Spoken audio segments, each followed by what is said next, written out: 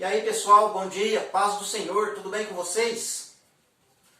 Como vocês estão vendo agora, eu coloquei aqui um desenho na lousa e vai ser um desenho onde eu quero falar do profeta Neemias, né?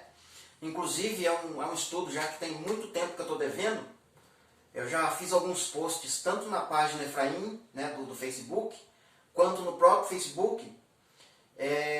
Eu usei até a seguinte frase, né, no post: o mistério do grande peixe de Neemias, né? E aí você pensa, mas poxa vida, que peixe que é que Neemias fala que a gente lê o livro e não entende, né? Quem, na verdade, teve envolvimento com um peixe grande foi o profeta Jonas, né? E não Neemias. Mas o que Neemias tem a ver com esse peixe, né? Engraçado que os dois estão atrelados, né? O profeta Jonas com o profeta Neemias, e muito, né? Então esse estudo, né, eu vou falar do capítulo 2, capítulo 1, capítulo 2 e capítulo 3 do profeta Neemias, para a gente entender um pouco sobre os templos, né, tanto do templo de Salomão quanto do templo que o profeta Neemias, ele e a equipe iniciou ali para fazer aquela reedificação em Jerusalém, certo? Por que eu estou fazendo esse estudo, esse vídeo? Porque eu estou fazendo uma série também sobre as duas testemunhas, né? Sempre utilizando o capítulo 11, né? A gente começou lá em Gênesis, foi para Êxodo, Levíticos, Número, Deuteronômio, Juízes, Josué, 1 Samuel 11, 2 Samuel 11, 1 Reis capítulo 11, e agora a gente vai gravar o vídeo, né? Não hoje, mas essa semana eu vou gravar, do capítulo 11 de 2 Reis. Só que aquele capítulo 11 de 2 Reis está muito complexo, né? Tanto para explicar quanto para quem está lendo, para entender. E é justamente, né, naquele capítulo 11 de 2 Reis que vai estar falando dessas coisas aqui, ó. Né? Vai estar fazendo os turnos, né? Uma terça parte do povo de Deus vai fazer a guarda no portão tal. A outra terça parte do povo de Deus vai fazer a guarda. Então são 12 portões, né, no muro na época do rei Salomão, certo? Então a gente vai entender um pouquinho daquela época de Salomão, mas também a gente vai entender muito mais sobre a época de Neemias, né? Que os desenhos mudaram. Por exemplo, ó, essa parte que está em vermelhinho aqui, ó, ponteada, tá vendo? Ó? Tô seguindo com a ponta da régua, você vai acompanhando aí, ó. Essa parte vermelha aí em ponto, tá vendo? Ó?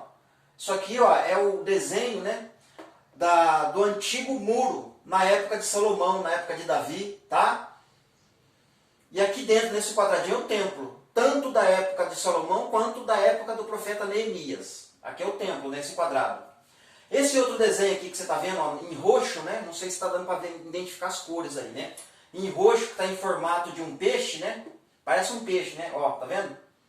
Esse outro aqui é um muro, né? É os muros que Neemias, Esdras e Ageu, né, e equipe edificaram, tá vendo? E aqui no centro está o templo. Uma outra coisa que a gente vai perceber nos dois, né? Os que os dois têm em comum, são 12 portas, né? 12 portas, né?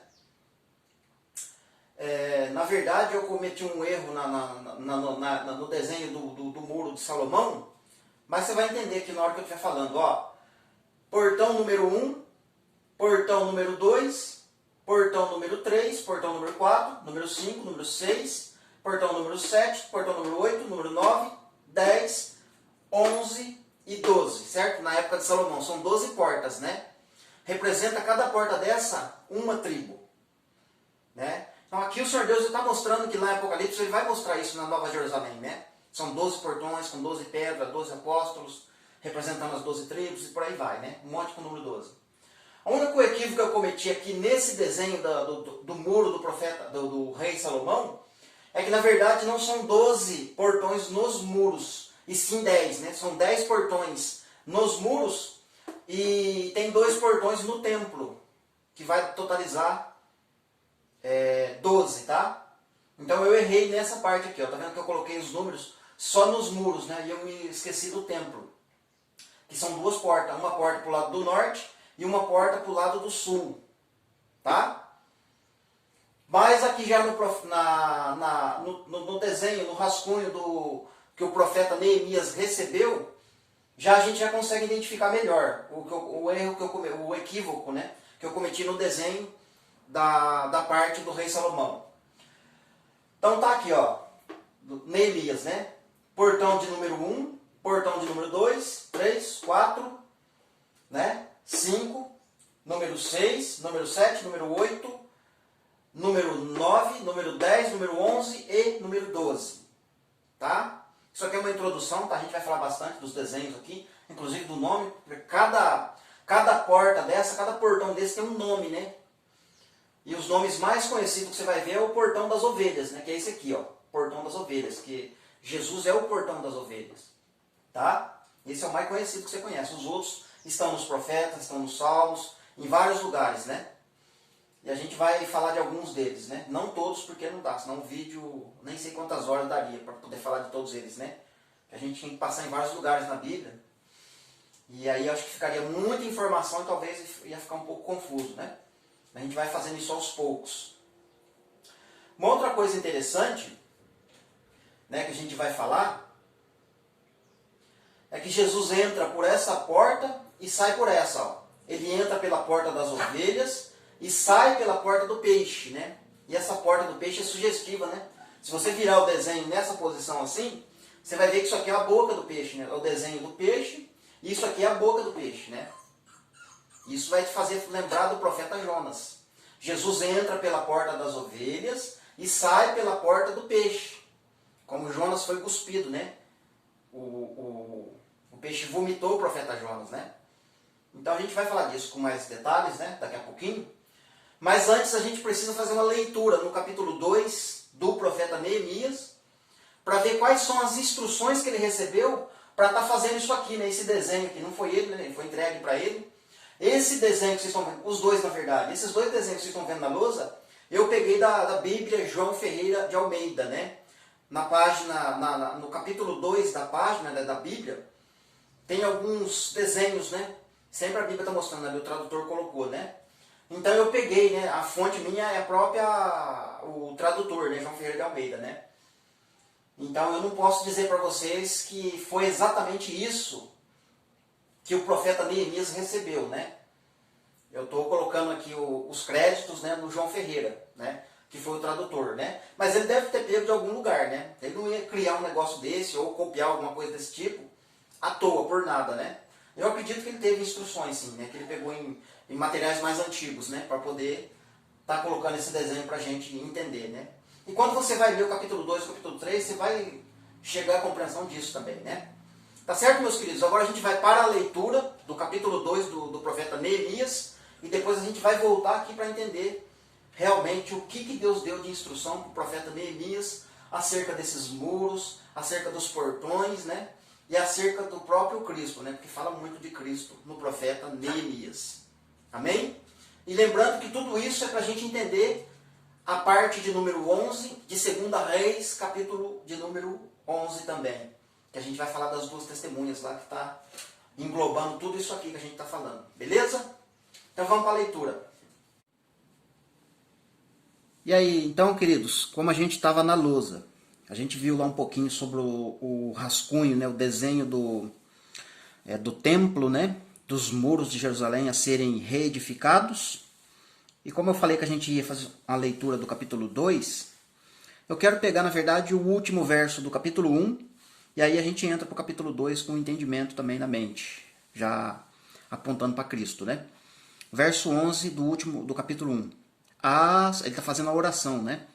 O Neemias está orando, né? Porque o irmão dele de sangue, né? Anani, né? O irmão de Neemias, foi até Neemias levar a notícia de que Jerusalém estava assolada, os muros foram destruídos, etc, etc, etc. E que ele estava muito triste, né?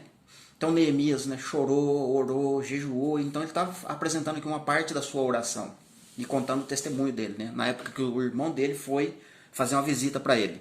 Então vamos lá, verso 11. Ah, Senhor, estejam, pois, atentos os teus ouvidos à oração do teu servo e aos teus servos que se agradam de temer o teu nome. Concede que seja bem sucedido hoje o teu servo e dá-lhe mercê perante este homem.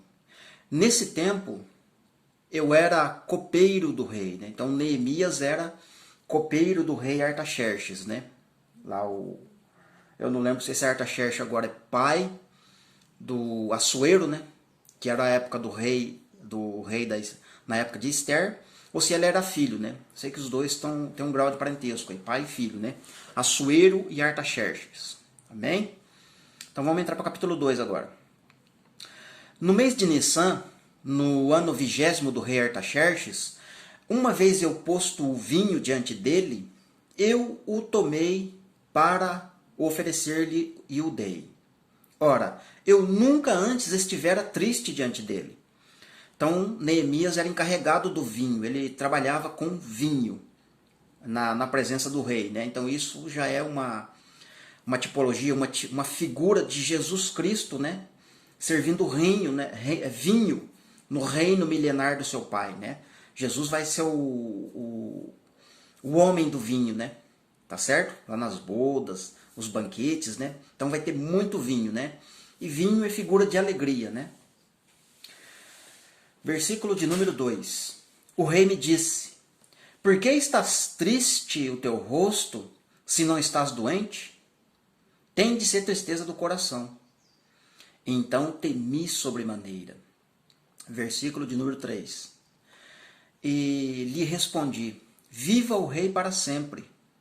Como se não estaria eu triste o rosto, se a cidade onde estão os sepulcros dos meus pais está assolada e tem as portas consumidas pelo fogo? Verso 4. Disse então o rei: que me pedes agora? Então eu orei ao Deus do céu. Não que ele orou naquele momento que ele estava conversando com o rei, mas sim no capítulo 1 ele orou muito ao Senhor. Ele buscou a direção do Senhor Deus, né? E o Senhor Deus, né? Ele pediu que o Senhor Deus amolecesse, que o Senhor Deus trabalhasse no coração deste rei Artaxerxes, para que ele pudesse ir, né, para Jerusalém reedificar a cidade e os muros, né? Então aqui ele está conversando. Então eu orei a Deus do céu e disse ao rei: se é do agrado do rei, e se o teu servo acha mercê em tua presença, peço-te que me envies a Judá, a cidade do sepulcro dos meus pais, para que eu a reedifique. Versículo 6, né?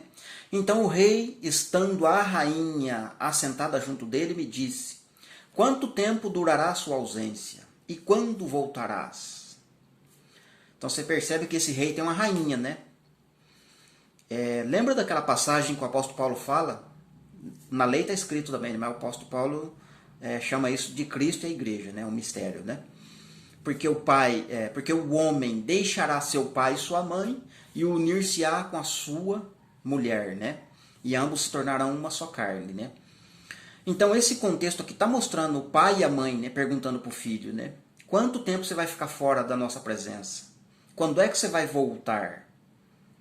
Veja só o desenho que Deus está trazendo aqui, o retrato, né?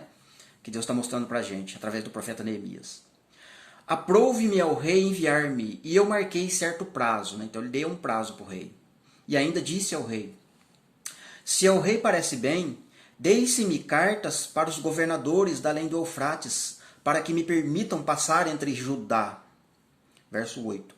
Como também cartas para Asaf, guarda das matas do rei, para que me dê madeira para as vigas das portas e da cidade e do templo, para os muros da cidade e para a casa em que eu deverei alojar-me.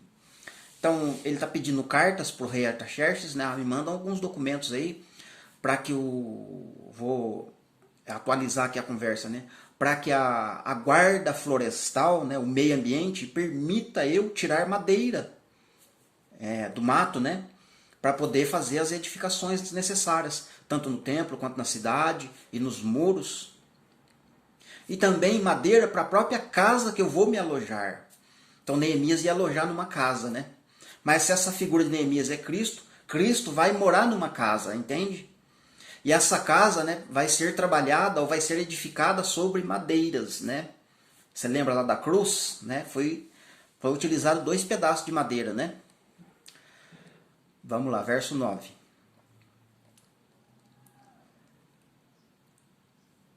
Não, o restinho do verso 8 ainda, né? E o rei me deu, né? Porque a boa mão do meu Deus era comigo. Então 9. Então fui aos governadores da além do Eufrates e lhes entreguei as cartas do rei. Ora, o rei tinha enviado comigo oficiais do exército e cavaleiros. Disto ficaram sabendo Sambalate, o Armonita, e Tobias, o servo Amonita. E muito lhes desagradou que alguém viesse procurar o bem dos filhos de Israel. Então aqui já começa a aparecer a figura das duas bestas, né? Sambalate e Tobias, né?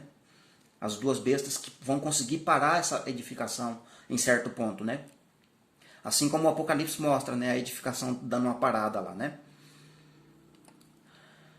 Vamos lá, verso 11, né? Cheguei a Jerusalém, onde eu estive 3 dias. Olha só que interessante isso aqui, ó. Deixa eu marcar isso aqui, né? Olha só. Cheguei a Jerusalém, onde eu estive 3 dias, né? Lembra lá do profeta Jonas? Quantos dias ele ficou dentro do peixe? 3 dias e 3 noites, né? Jesus fala que eu vou ficar... Convém que o Filho do Homem, né, fique, né, entre nas partes mais baixas da terra, né? 3 dias e 3 noites, né? E ao terceiro dia ele ressuscita. Mas vamos continuar aqui a ideia. Versículo 12. Então, à noite, me levantei e uns poucos homens comigo. Poucos homens, né? Então, aqui é a figura de Cristo com seus discípulos, né? Poucos homens. Não declarei a ninguém o que o meu Deus me propusera no coração para que eu pudesse fazer em Jerusalém. Não havia comigo nenhum animal, senão o que eu montava. Né? Nessa época de Neemias, talvez ele estava montado num cavalo mesmo, né? Mas Jesus montou num jumentinho, né? 13. De noite saí pela porta do vale. Por isso que a gente vai precisar da lousa, daquele desenho, porque aqui ele vai começar a falar das portas, né? Os lugares que ele passou. As portas, né? E no capítulo 3 vai aparecer todas as portas, né? Capítulo 3 de Neemias. A gente não vai ler o capítulo 3, mas depois você leia, né? Depois que você assistir o vídeo, né? Que você vai entender muitas coisas nos profetas, principalmente. Então, de noite, verso 13, né? De noite saí pela porta do vale, para o lado da fonte do dragão. Olha só isso aqui, gente. Fonte do dragão, tá vendo? Essa porta da fonte do dragão, ela está do lado sul, ela está direcionada para o Egito. E é a porta de número 6, né? O 6, você lembra de alguma coisa, né? 6 é o número do homem, né? O 666, por exemplo, né? Então é a fonte do dragão, ou seja, está apontando para que direção que vai sair o dragão, né? Até eu tenho gravado alguns estudos, né, sobre de onde vai vir o anticristo, né? Há tempos atrás eu indicava que era o norte, né? Mas na verdade o dragão vai sair do sul, vai subir em direção a Israel, vai dar um tempo em Israel, depois que ele vai para o norte, né? Para edificar Babilônia, para daí então começar a fazer ataque contra o povo. Mas ele sai do sul e depois vai para o norte, né? Mas isso é uma questão para um outro momento. Mas é só para vocês verem que Deus já está falando algo aqui, né? Vamos lá de novo, verso 13, né? De noite saí pela porta do vale, para o lado da fonte do dragão, e para a porta do montouro. E contemplei os muros de Jerusalém, que estavam assolados, cujas portas tinham sido consumidas pelo fogo, né? Passei a porta da fonte e ao açude do rei, mas não havia lugar onde passasse o animal que eu montava. Ou seja, vai ter um lugar lá nos evangelhos, não vai dar para me explicar agora, né? Mas vai ter lugares lá no evangelho de João que o animal, né, o jumentinho que estava carregando Jesus, aquele animal não vai poder passar, né? Então tem lugar que o animal não pode passar. O animal que eu montava. Subi à noite pelo ribeiro e contemplei ainda os muros. Voltei e entrei pela porta do vale e tornei para casa. Não sabiam os magistrados aonde eu fora, nem o que eu fazia, pois até aqui eu não havia declarado coisa alguma, nem aos judeus, nem aos sacerdotes, nem aos nobres, e nem aos magistrados, nem aos mais o que faziam a obra. Então, quando Jesus, por exemplo, ele esteve ali, né, no início dos evangelhos, ele não disse para ninguém, ele disse para poucas pessoas, né, só para os homens que estavam com ele, os discípulos mesmo, né? Mas mesmo assim, na época, eles ainda não entenderam, né, o que ele tinha vindo ali para fazer, né? O que ele precisava fazer. E é a mesma figura de Jesus, né? Ele não declarava para ninguém o que ele ia fazer. E quando ele explicava, ninguém entendia também. 17. Então lhes disse: estáis vendo a miséria em que estamos? Jerusalém assolada, as suas portas queimadas. Vinde, pois, e reedifiquemos os muros, de Jerusalém e deixemos de ser vergonha. No caso aqui é o pobre, né? Essa palavrinha aqui, ó. Então, o pobre significa vergonha. Então, na verdade, essa questão dos muros estarem assolados, né? Muro fala de inimizade, né? Onde tem muro, tem divisão. Onde tem muro significa que um não se dá com o outro, né? Então, esse muro precisa ser edificado, né? E Jesus vem justamente para edificar os muros, né? E e o muro, na verdade, tanto físico quanto espiritual, é fazer com que os dois reinos que estavam em briga, estavam em rinchas, né? Pudessem se tornar um novo homem e ser amigos novamente, ser irmãos novamente, né? Os dois precisavam ser unidos, né? Então, uma parte desses muros, né, que o profeta está falando, é unificação das duas casas, né? Unificação dos dois reinos. 18. E lhes declarei como a boa mão do meu Deus estivera comigo, e também as palavras do rei que ele me falara. Então disseram, disponhamo-nos então e edifiquemos. E fortaleceram as mãos para a boa obra. Porém, Sambalate, o Armonita, e Tobias, o servo Amonita, e Gesem, o Arábio, quando o souberam, zombaram de nós, e nos desprezaram e disseram, o que é isto que vão fazer? Quereis rebelar-vos contra o rei? Então eu respondi, o Deus dos céus é quem nos dará bom êxito. Nós, seus servos, nós nos disporemos a reedificaremos. Vós, todavia, não tendes parte, nem direito, nem memorial em Jerusalém. Então, essa parte do verso 20, por exemplo, quando eles começam a zombar deles, e Neemias está dizendo que eles não têm parte, nem direito, muito menos memorial em Jerusalém, a gente vai ver uma boa parte disso lá em João 10, né? Os sacerdotes, os magistrados, os nobres, os saduceus, toda aquela galera, né, que estava na nata, na comitiva, vamos dizer assim, né, entre aspas, na liderança de Israel, zombaram de Jesus, né, não queriam que ele reedificasse, né, não creram nele, e eles que se batiam no peito, né, João 8, João 9 e João 10, né, batiam no peito, nós temos por pai Abraão, nós temos direito, Jerusalém é nossa, nós é que somos servos né, somos descendentes de Abraão, né? E começa toda aquela discussão sobre a descendência, sobre direito, sobre memorial, quem é e quem não é e tal, né? Mas Jesus rebate tudo isso, né? Provando para eles que ele é o Messias. Então, meus queridos, a gente fez a leitura do capítulo 2, né? O capítulo 3 vai ficar para outro momento, né? Que a gente vai falar de todas as portas, aí a gente precisaria ir para os profetas, né? E vários profetas, não é só um. E vai ficar para um outro momento, né? Agora a gente vai voltar para a lousa, voltamos lá para a lousa para entender então agora a situação aqui do templo e principalmente lá em João 10, né? Que Jesus fala, né? Eu sou o bom pastor e sou eu que entro pela porta, né? E eu entro pela porta do curral, né? Qual que é a porta do curral? É a porta das ovelhas, né? E aí ele fala, as minhas ovelhas, né? Ouvem, escutam a minha voz. E essas ovelhas que escutam a minha voz, me seguem. Ou seja, aí ele vai precisar sair do templo. Então quando ele sai para a porta dos peixes, né? E essas ovelhas vão seguir ele. E essas duas portas, tanto a porta das ovelhas quanto a porta do peixe, né? Tá falando de Samaria, né? Região de Samaria. E as portas que ficam no sul, que é a porta que os judeus aguardam o Messias entrar, né? A gente vai ver isso na lousa também, né?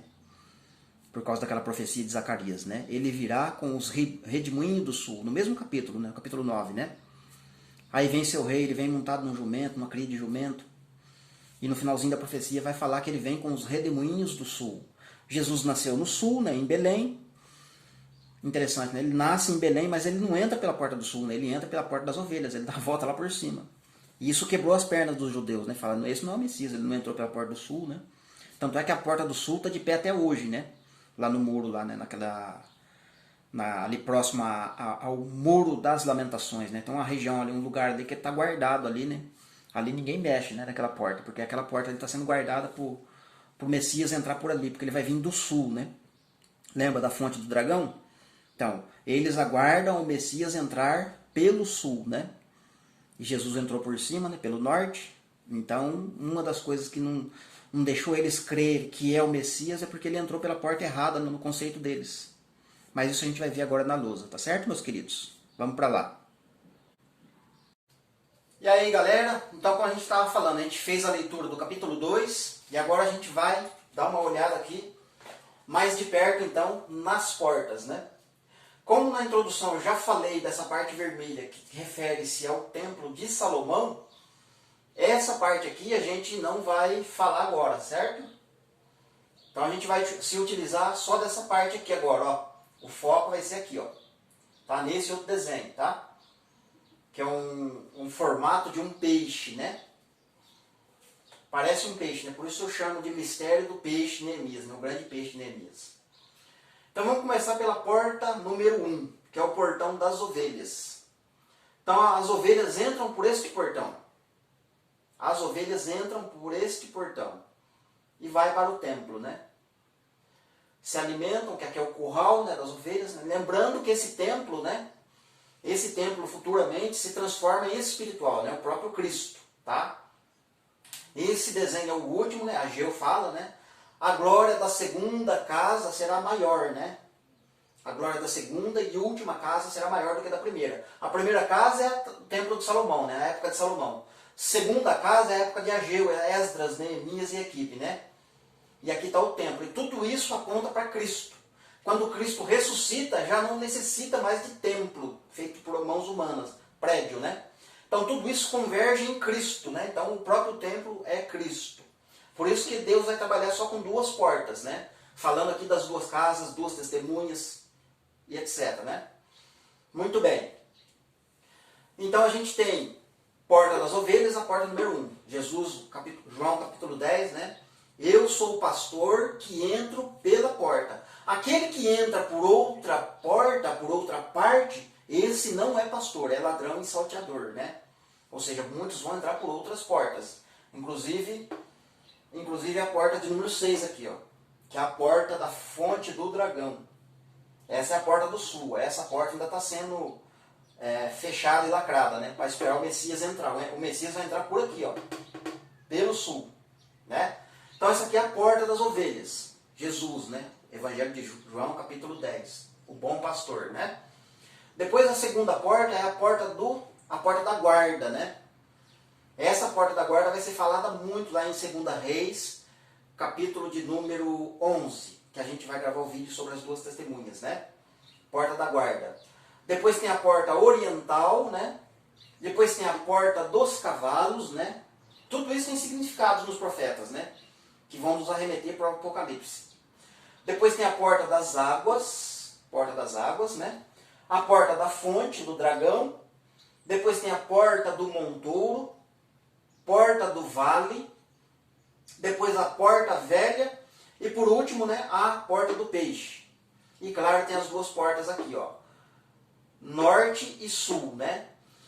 A porta de número 1 é a porta de entrada do pastor, certo? E o reino do norte também, né, que significa Samaria, né? Região de Efraim aqui, né? Essa região todinha aqui na parte de cima, ó, tá apontando para Efraim, reino do norte, né?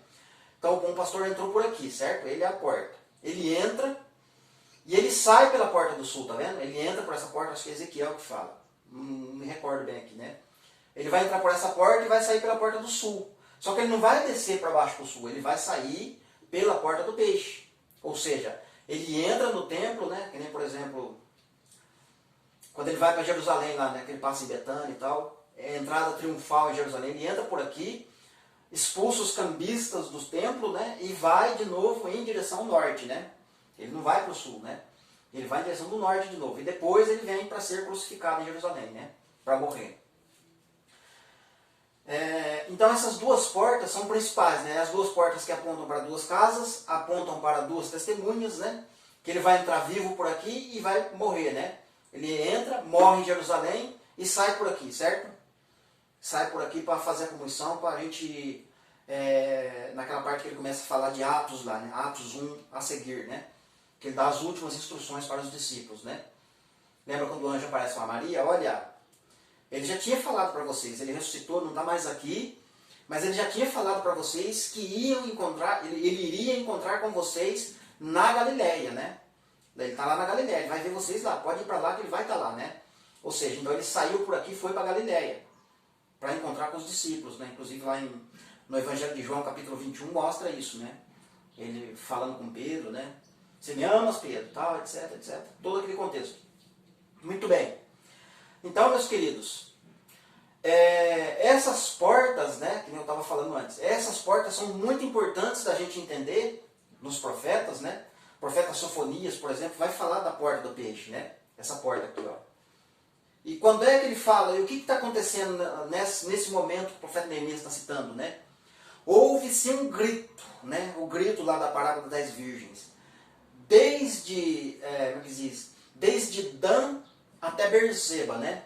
Usando uma linguagem assim mais fácil de você entender. Mas na verdade ele usa o termo porta do peixe, né? Houve-se um grito desde a porta do peixe até a cidade baixa, né?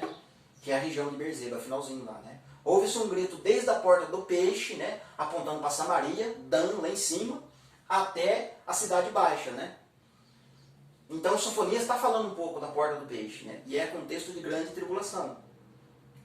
Contexto dos últimos dias, né? Assim como Jesus veio, passou por aqui e saiu por aqui. Morreu, né, e saiu por aqui. Vai acontecer a mesma coisa com o povo de Deus, né? Eles entram por um lado e saem por outro, né? Na transformação de corpos, né?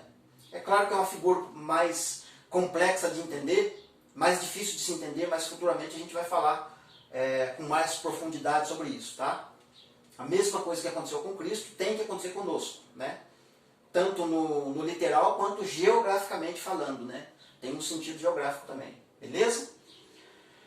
E aqui é a porta do dragão, que eu estava falando, né? Lá em Israel tem uma porta que eles estão, não deixa nem mosca sentar, né? Vamos dizer assim, né? Então ali aquela porta está de pé. Ela está perto ali do muro das lamentações, né? Ela está guardada porque eles aguardam que o Messias vai entrar por ali. Essa porta é a porta aqui, ó, né? A porta da fonte do dragão. É essa porta, porque o Messias vai nascer em Belém. Se ele vai nascer em Belém, que ele vai nascer no sul, ele tem que entrar por essa porta, né? Segundo a crença dos judeus, né? Dos judeus vem a salvação, aos judeus foram confiados os oráculos de Deus, aos judeus não sei o que e tal, tem muita coisa, né? Profecias que apontam para os judeus, né? O cetro de autoridade jamais se arredará de Judá, né? Mas esse cetro, na verdade, procederia de uma estrela, né? Depois que Jacó nascesse, né? Depois que, melhor, sairia dos lombos de Jacó, mas, né, apontando para a tribo de Judá, que é filho de Jacó, né? Mas, na verdade, se olhar no contexto do Antigo Testamento, né? O cetro de autoridade nunca esteve na mão de Judá, nunca, né? Ele não conseguiu segurar, né? Sempre esteve na mão de um estrangeiro, de um efraimita, ou de outras pessoas, menos de Judá, né? Ou seja, somente quando Cristo viesse, que é, no caso, a profecia aponta, né? Que é o cetro a quem pertence, né? Que seria Cristo. Então, quando Cristo chegasse, a partir de Cristo, o cetro estaria na mão de Judá, ou de um judeu. Mas aí, nesse contexto, quando Jesus vem, a palavra fala que todo aquele que se une ao Senhor, se entrega a vida ao Senhor, se torna judeu. E Paulo fala lá eu não lembro o texto, que acho que é Romanos, né? Que somente pode ser judeu aquele que o é interiormente. Ou seja, quando a pessoa recebe a Cristo, ela se torna um com ele e ela se torna um judeu de verdade, né? Então ela é judeu porque Cristo está dentro dela. Não tem nada a ver com DNA, com sangue, com eleição. Porque meu avô, meu tataravô era judeu e não sei o quê. Eu tenho sangue de judeu na veia, então eu sou, né, eu faço parte, né, da eleição, né, de tudo aquilo que o Antigo Testamento vem trazendo sobre Israel, mas não resolve o problema, né? Tem que aceitar Cristo, tem que receber Cristo, tem que nascer de novo para se tornar um judeu de fato. Por isso, a partir desse momento, o cetro está em Judá, mas Judá no sentido Cristo. Beleza? Então, meus queridos, essa porta aqui, os judeus vão aceitar o Messias entrando por aqui, né, o anticristo, com certeza. Essa porta aqui, vou só finalizar aqui, porque eu já falei muito, vai ficar repetitivo e vai ficar até talvez difícil de entender, né? Essa porta aqui, a porta das ovelhas, né, no Evangelho de João, João diz, né? Eu sou o bom pastor, né, e eu entro pela porta. E tem um porteiro, né, que é o próprio Deus. Para esse, o porteiro abre a porta. E aí o bom pastor vai entrar. Quando o pastor entra no templo, ele fala. Quando ele fala, somente as ovelhas que são dele, somente as ovelhas que pertencem a esse bom pastor, escutam a voz dele. E quando elas escutam a voz dele, elas o seguem. Elas vão seguir ele. E elas vão sair e vão encontrar pastagem. Ou seja, vai encontrar pastagem, né? Aquela passagem do Salmo lá, né? Ele unge a minha cabeça com óleo, o meu cálice transborda, né? Eu encontro pastos verdejantes, águas tranquilas, né? Ou seja, a minha vida é transformada. Então, quando a pessoa ouve a voz de Jesus, ela sai do templo, é isso que Jesus está falando. Sai do templo mesmo, que é o curral das ovelhas, né? Porta das ovelhas. Ela sai do curral e segue ele. Sai pela porta do peixe, como ele saiu. Assim como, né, agora sim, eu vou falar um pouquinho do profeta Jonas, já que a gente volta aqui no capítulo 10 do Evangelho de João. Como esse projeto, né, esse rascunho tem o desenho de um peixe, né, Deus está querendo mostrar, né, uma parte do cumprimento de Cristo em Jonas, né? Quando Jesus está debatendo com eles, lá no Evangelho, principalmente capítulo 8 de João.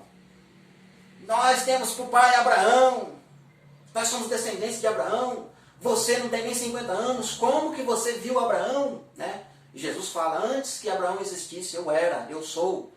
Mas eles não entendiam isso. E dentro daquele contexto ali, vai chegar um momento que eles vão dizer, mostra então um milagre para a gente ver que o Senhor é o Messias, faz aí então um milagre. E aí ele vai falar, né? Por que esse povo de hoje pede um milagre?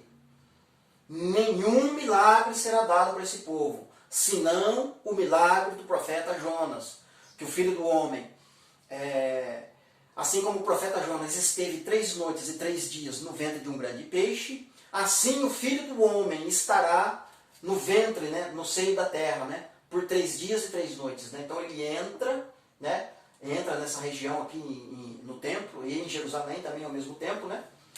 É crucificado, certo? É crucificado, fica 3 dias e 3 noites e sai, né? E vai sentido a região da Galileia, né? Para se encontrar com os discípulos depois do seu corpo transformado. Ou seja, ele morre e fica 3 dias e 3 noites, né? No seio do grande peixe. Mas onde é o grande peixe? É o território de Jerusalém, né? Onde foi reconstruído os muros e onde foi feito o templo. Então ele está se cumprindo uma parte do profeta Jonas. Entende? Então, quando lá eles estão no Evangelho de João, capítulo 10, né? Ele entra pela porta e fala, as suas ovelhas o escutam, elas escutam e saem do templo. E vão atrás dele e encontram pastagem, né? Elas encontram pastagem e vão ser alimentadas por ele. Só que ele, né? Tanto ele quanto os apóstolos, né? Por exemplo, Hebreus, capítulo 10, versículo 24 e 25, por ali. A Bíblia nos recomenda a não abandonarmos as congregações, né? Mas Paulo não está falando, não sei se é Paulo, né? O escritor de Hebreus. Não está falando de abandonar prédio, certo? É para não abandonar o ajuntamento, né? Porque se você for chamar congregação de templo, prédio, lá na lei, quando foi feita a tenda da congregação, aquela tenda não poderia ser destruída, porque aquela tenda era a tenda da congregação. Era a tenda do ajuntamento de pessoas. As pessoas tinham que ir até Moisés para ouvir as palavras de Deus. Entende? Depois foi feito o tabernáculo, que apontaria para o templo. A mesma coisa, as pessoas tinham que ir até o tabernáculo para aprender as coisas referentes a Cristo. Modelos, né, que foi mostrado para Moisés no monte, o tabernáculo. Mas tudo isso tinha uma sombra, né? Que no futuro ia ser feito um tabernáculo no céu, né? Não feito por mãos humanas, né? Este tabernáculo é o próprio Cristo, né? Assim como o templo. Então, quando a palavra fala para não abandonar as congregações, não é para abandonar a comunhão com os irmãos, né? Não é para você se isolar, é para você ter comunhão, né? Pode ser debaixo de uma árvore, debaixo de um barranco, numa casa, numa varanda, não sei. É para ter congregações, né? Ajuntamento de pessoas. É isso que o texto está dizendo. Né? Para se isolar. Né? Então, quando as ovelhas seguem Jesus, tirando elas do templo, não significa que o templo não presta ou que não vale nada ao templo. Significa que nos templos, tanto na época da tenda da congregação, na época do tabernáculo, na época do templo de Salomão, na época do templo Neemias, Esdras e equipe, no tempo dos evangelhos, no nosso tempo hoje, tudo que acontece dentro de um templo, prédio, são muitas regras, não toque nisso, não faça isso, não faça aquilo outro. E essas regras, essas manias, esses costumes, né, esses misticismos que tem dentro dos templos, todos eles, todos, não excluo nenhum. Os homens, né, que estão na liderança destes templos, prédios, eles anulam os mandamentos de Deus para obedecerem mandamentos de homens. Esse é o problema. Então, dentro dos templos, é difícil você encontrar um templo que ali seja ensinados 100% Bíblia, 100% palavra. Por isso Jesus entra dentro do sistema templo, prédio, e quando tem ovelhas que pertencem a ele, que ouvem apenas a voz dele, essas ovelhas vão seguir ele, elas vão sair. Elas vão sair e vão encontrar pastagem onde? Junto com ele. Porque somente a palavra vai me sustentar, não é o homem. Mas eu preciso de ouvir os homens. Porque Deus habita, não é só em mim, Ele habita nos homens, mas não em todos.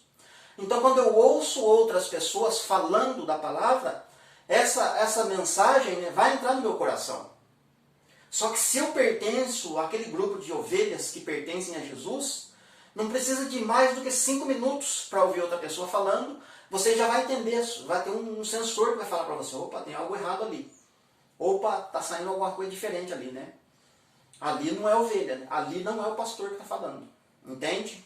A gente consegue discernir isso, rapidinho. Então, quando Jesus tira as pessoas do templo, do sistema, é para ouvir, é para ter relacionamento com ele, para ter comunhão com outros irmãos que estão fora também. Mas esses irmãos não abandonam o lugar da onde eles saíram. Eles voltam. Você vai ver os apóstolos, né? Paulo, por exemplo, ia todos os sábados na sinagoga dos judeus. Para quê? Para debater, para ensinar, para falar do evangelho com eles, né? Por quê? Porque se a gente sair de um lugar, por exemplo, de um templo, porque encontrou a verdade, porque ouviu a voz de Jesus, e a voz de Jesus é diferente do que o pastor está falando, e a gente se isola, e a gente não tem mais, vamos dizer assim, comunhão com outros irmãos, a gente recebeu o conhecimento, o entendimento, e aquilo vai ficando com a gente, você vai retendo, você vai inchando, vai chegar uma hora que isso vai se transformar em soberba em você, porque você vai ficar muito cheio do conhecimento, você vai ficar muito cheio de sabedoria. E quando você fica muito cheio dessas coisas, a tendência, né, é queda. Por quê? Porque a gente precisa se alimentar, e ao mesmo tempo, quando a gente se alimenta de um bom alimento, você tem que compartilhar, você precisa passar para frente. Porque a mensagem, o Senhor Deus dá a mensagem para a gente, porque Ele tem um objetivo naquela mensagem. É alimentar a gente, é fortalecer a gente, para que a gente a fortaleça e alimente outras pessoas. Esse é o intuito do Evangelho. Entende? Então Jesus vem, fala com as ovelhas seguem Ele, se alimentam com Ele em outro lugar, mas depois elas voltam, elas continuam frequentando aquele ambiente. Por quê? Porque sempre vai ter pessoas, né, ao longo do tempo, sempre vai ter pessoas que pertencem ao Evangelho, pessoas que pertencem àquele aprisco. Eu sou o bom pastor. E eu estou dentro, né, eu estou já com algumas ovelhas que eu já apanhei neste aprisco. Só que existe outras ovelhas que estão em outros apriscos. Convém-me conduzi-las também para este mesmo aprisco. Mas não é este tempo que ele está falando. O aprisco é ele. É a comunidade de Israel, né? É o Israel espiritual de Deus, né? Ele quer formar um corpo espiritual. Mas ao mesmo tempo se utilizando dos templos. Porque todo aquele, né, que ouve a voz de Deus, vem a mim. E está escrito nos profetas, né? Todos serão ensinados por Deus. Jesus, né, Evangelho de João, capítulo 6, versículo 44. Ninguém pode vir até mim se o Pai que me enviou trouxer essa pessoa. E eu vou ressuscitar essa pessoa no terceiro dia. No último dia, desculpa, né? E eu a ressuscitarei no último dia. Então, quando a pessoa é sensibilizada através de Deus, ela vai até Jesus, né? Só que para ela chegar até Jesus, ela precisa passar por caminhos diferentes. Caminhos de espinhos, caminhos tortuosos, caminhos difíceis. E o primeiro ponto, né, mais fácil, mais acessível para ela vai ser um templo. Vai ser uma congregação, vai ser... Porque a primeira ideia que a gente teve no início da nossa conversão é de que uma igreja, um prédio, né, com uma cruz em cima, opa, ali é a casa de Deus, né? Eu vou respeitar aquele lugar. A primeira coisa que acontece com a gente é uma sensibilização. A gente olha para aquilo e fala, opa, é algo espiritual, né? Aquilo ali tem a ver com relacionamento com Deus, né? Vou me aproximar daquilo ali. Então o primeiro passo do ser humano é entender essas coisas. Por isso que ele fez a tenda da congregação, ele fez o tabernáculo, né? Tudo isso para apontar para ele. Ou seja, o ser humano, né, antes de conhecer a Cristo, ele não tem estrutura para entender o nível de espiritualidade que é o corpo de Cristo. Para entender o que significa santuário espiritual, né? Então o homem precisa passar por todo esse processo. A gente não pode ignorar as pessoas de frequentar um templo prévio, né? Ou achar que isso é errôneo, ou que isso não pode. Jamais eu vou falar isso, jamais eu disse isso, né? Eu sempre falo nos meus estudos, nos meus vídeos, né? Não abandonem o templo ou o prédio. Ainda que tem homens falando mentira, enganando o povo, não pare de frequentar. Deus está te levantando, Deus está te dando discernimento, entendimento, acréscimos, né? Revelações em cima de revelações, para quê? Para te levantar, que quando Deus perceber, Deus entender que você está preparado para anunciar, Ele vai abrir uma porta para você no templo. Assim como eles davam oportunidade para Jesus, assim como eles davam oportunidade para Paulo, para Pedro, para tantos outros. É Deus quem abre a porta, não é? Eu sou o bom pastor, eu entro pela porta. Porque para este, o porteiro abre a porta. Mas que porta? A porta da oportunidade. Mas a porta da oportunidade só vai ser aberta quando eu e você estivermos preparados para anunciar. Entende? Jesus foi para o deserto antes dele entrar por essa porta. Para quê? Para receber entendimento, para se preparar. Então a gente estamos sendo preparados, né? A gente entrou por uma porta, saiu por aquela porta, vamos receber preparação, depois a gente vai voltar de novo. Entende? A gente tem que voltar de novo, porque vai ter pessoas ali dentro que vão começar a discernir as coisas e estão recebendo um preparamento, uma base do que significa essas coisas todas, para depois entender o espiritual, que é o alimento sólido, né? Mas se eu chegar numa pessoa que não conhece a Cristo na rua, abordar ela e dizer para ela, olha, igreja prédio não existe, tá? Esse negócio de igreja prédio aí, ó, é coisa de homem. O verdadeiro santuário é Cristo, né? É uma adoração espiritual, né? Essa pessoa não vai entender, ela não vai conseguir, a mente dela não está preparada, ela não tem estrutura para entender que templo, prédio, essas coisas é um sistema religioso, né? É uma máfia muito grande. Então se eu falar dessa forma, a pessoa vai ficar assustada, ela vai achar que eu estou louco. Peraí, rapaz, olha quanta gente vai na igreja, como que é isso, rapaz? Você está maluco? Então eu vou assustar a pessoa. Ou seja, então a pessoa precisa passar por esse processo primeiro, para depois receber de verdade o alimento sólido. Enquanto ela não entender essa primeira parte, ela não vai seguir o bom pastor, ela não vai andar com ele, ela não vai. Ela não vai sair, pode ter certeza, entende? Então é importante compreender essa questão lá do Evangelho de João, né, capítulo 10, né, que ele é o bom pastor e as ovelhas o seguem, elas podem andar com ele. Elas vão seguir ele, mas depois que ela entender a primeira parte, que é o literal, né? Tá certo, meus queridos? Que Deus abençoe vocês, que Deus te abençoe, que te ilumine, que Deus possa te conduzir pelas veredas da justiça, que Deus possa moldar você, para você ser uma ferramenta na mão dele, um instrumento de Deus na mão dele, dentro do sistema, né? E não fora do sistema, né? Fora do sistema a gente é usado? Sim, mas a gente é usado para pessoas que já estão se alimentando, pessoas que já saíram do sistema religioso, estão com fome de alimentos mais profundos, de coisas sólidas. Então a gente consegue ser bênção na vida deles. E eles são bênção na nossa vida. Porque há uma troca de informações, né? Porque Deus não dá chuva sobre só um lugar, né? Ele derrama vários lugares, né? Ele dá revelação para você e dá revelação para mim. Só que as revelações que ele dá são diferentes. Nós precisamos cruzar as revelações para chegar a um senso comum. Mas as pessoas que estão na primeira fase, elas não têm estrutura para entender isso. E a gente não vai conseguir empurrar a goela abaixo. Você pode gritar, você pode falar nervoso, você pode se pintar de palhaço, não vai chamar a atenção delas. Então a gente tem que entender que elas precisam passar por esse procedimento. Então que o Senhor Deus te dê sabedoria, que te dê capacidade, que te dê paciência, que te dê longanimidade, para que você possa conduzir pessoas, né, do aprisco para o outro aprisco, né? Entende? Elas precisam passar por esse primeiro processo. E a gente tem que entender isso porque a gente passou, né? O Senhor Deus teve paciência com a gente. Quanto tempo a gente ficou preso nisso? Quanto tempo demorou para a gente entender isso, né? Então a gente precisa ter paciência com essas pessoas, manter comunhão com elas, né? Frequentando, indo nesses lugares, porque é nesses lugares que a gente vai encontrar as outras ovelhas que pertencem a esse aprisco. Mas é aos poucos, né? É como uma janela. Você dorme com o quarto todo fechado. Está tudo fechado, certo? Se alguém entra no seu quarto, você está dormindo e pega e dá aquela abertura rápida, né? Abre a janela, aquela claridade entra com tudo, assim você já tampa o rosto. Você não consegue porque aquilo é forte. Ou até mesmo à noite, se acender a luz, você tem que proteger o olho. Por quê? Porque a luz é muito forte sobre o seu rosto. A mesma coisa se aplica com a palavra. Eu não posso abrir de tudo, entende? Mostrar o santuário verdadeiro antes de eu, entende, começar a abrir aos poucos a janela para o meu olho, para minha mente, para o meu corpo, e aceitando aos poucos a luz que está vindo.